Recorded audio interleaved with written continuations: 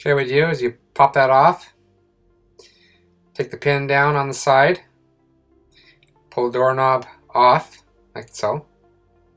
Take the drill, just loosen up the nuts, twist it, pull it out. That's it.